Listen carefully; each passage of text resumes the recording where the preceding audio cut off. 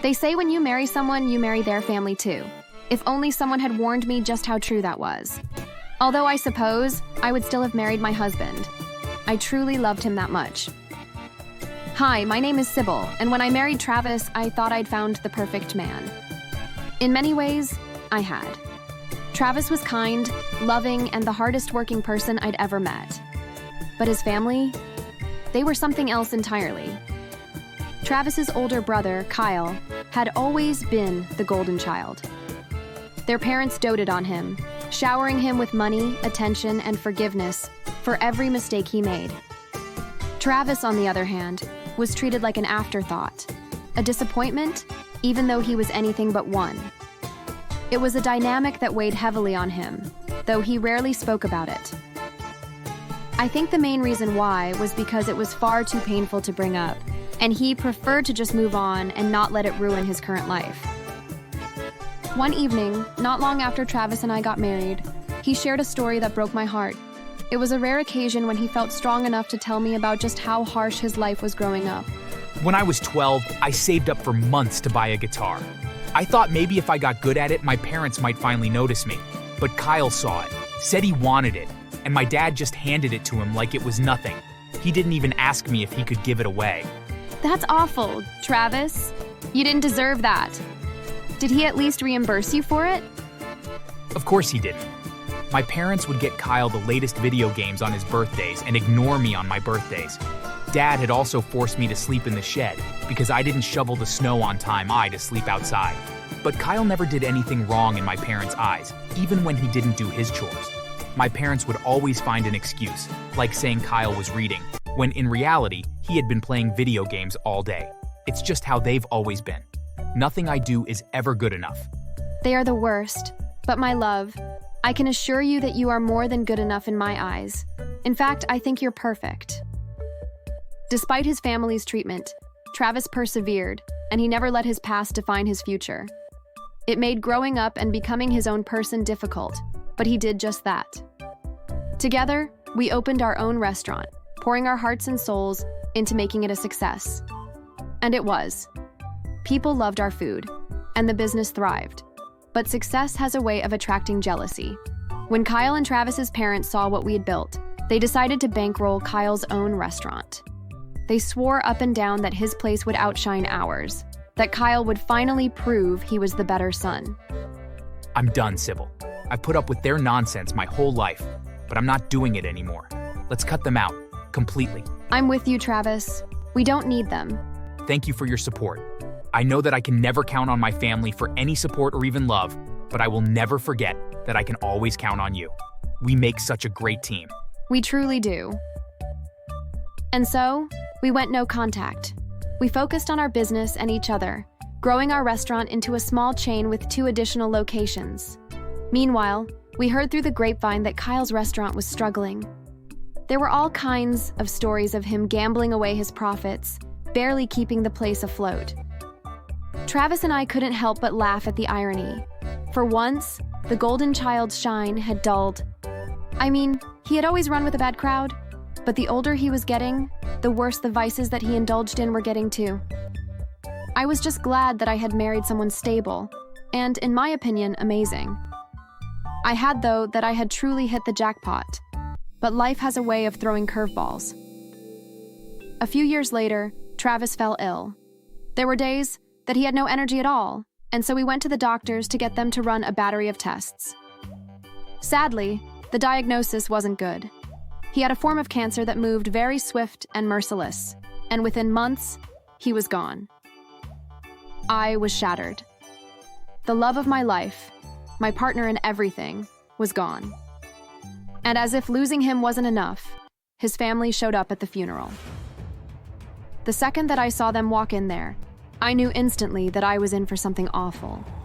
As if the funeral for my husband wasn't already difficult enough. Now I had to put up with their nonsense too. They approached me immediately while the priest was officiating the funeral. Travis's dad said in a loud voice, "We need to talk now. It's important. Hey, sir. Please let us show respect and maintain silence during this sacred time." Who do you think you are? Stay out of this. Why we're here is more important. Everyone was shocked. How could Travis's parents act like this at their son's funeral?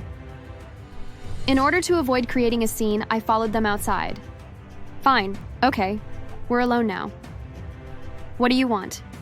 We're so sorry for your loss, Sybil, but we need to talk about Kyle. He's in trouble. This is Travis's funeral. Why do we need to talk about Kyle? We're sorry, but this is so important that it supersedes that. Travis is dead. However, Kyle is alive and needs your help. Surely you would think that Travis would want you to help out his one and only brother? Are you serious? Fine. What kind of trouble? What does he need me to help him with? He's in debt, deep debt. He went to some dangerous loan shark, Sybil. He's going to lose everything. We need your help, Sybil, before they hurt him, or worse. They went on to explain that Kyle had borrowed hundreds of thousands of dollars and couldn't pay it back. They wanted me to share Travis's inheritance with him, even suggesting I hand over one of our restaurants to Kyle. You have some nerve coming here with this. Absolutely not. He racked up that debt through being foolish and immature. Please, Sybil, if you don't help, they'll come after him. You don't want that on your conscience, do you? And if you don't want to help Travis, we will sue you in court and fight till the end, so better cooperate. Their audacity was infuriating. But I knew they wouldn't let it go, so I played along. After all, they weren't going to take no for an answer, and I was not in the right headspace to put up with their crap. Fine. I'll talk to my lawyer and work out the paperwork. But it'll take time. I really don't think it is fair of you to ask. But because we are technically family, I will help. Thank you, Sybil. We knew that you would see reason. They left, convinced they'd won. But I had no intention of giving them anything. Over the following weeks and then months, they would call me and ask if my lawyer had written up the paperwork needed to give ownership of one of my restaurants to Kyle, or at the very least, if I could give him enough money to keep the loan sharks at bay. I kept telling them that my lawyer was working on it and that they just needed to be patient. However, it got to a point where I could no longer keep the ruse going, and so instead of continuing to string them along, I reached out to some contacts and tracked down the loan sharks Kyle owed money to. I told them Kyle was planning to skip town, leaving them empty-handed. I figured that maybe that doing so would get Kyle off my case. A few days later, I received a call from Travis's parents informing me that Kyle had been kidnapped by loan sharks. They had to sell their house to pay the ransom, but even after they paid, he was still killed. How could you? The loan sharks found Kyle. They killed him. This is your fault. My fault? You've got to be kidding me. Kyle's dead because of his own choices. Maybe if you hadn't coddled him his whole life, he wouldn't have ended up like this. And let me be clear, I never planned to give him or you anything. Ever. But you told us that you would give him a restaurant and money? Of course I did. You idiots wouldn't take no for an answer, but let me be crystal clear. Neither you nor Kyle deserved or were owed my help. You three made Travis's life a living hell growing up. As far as I'm concerned, Kyle got what he deserved. That was the last time I spoke to them. Over the years, I heard my husband's ghost haunted them, causing restless nights. Sometimes people would call me, saying my in-laws were acting insane, but I didn't care. Their lives became a nightmare, one they had created for themselves. Even so, I couldn't help but reflect on everything that had happened. Losing Travis had been the hardest thing I'd ever endured. He had been my anchor, my partner, and my greatest cheerleader. Without him, there were days when the weight of the world felt unbearable. But in those moments, I found strength in the life we'd built together. Our restaurants continued to thrive, a testament to the love and dedication we'd poured into them. Customers would often share stories about how much they loved the food, or how our place had become a special part of their lives. It reminded me that even though Travis was gone, his legacy lived on. One evening, as I was closing up the restaurant, I found myself looking at a picture of Travis and me on our opening day. His smile was radiant, full of hope and excitement.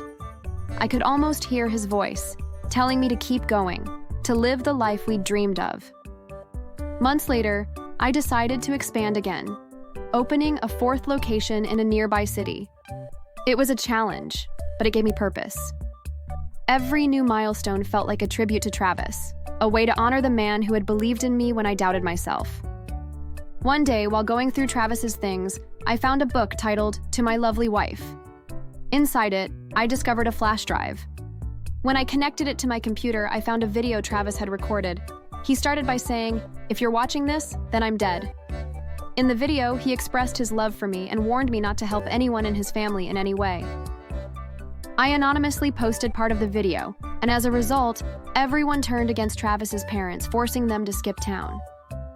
As for Kyle's parents, I heard less and less about them over the years. Occasionally, someone would mention seeing them, looking haggard and worn.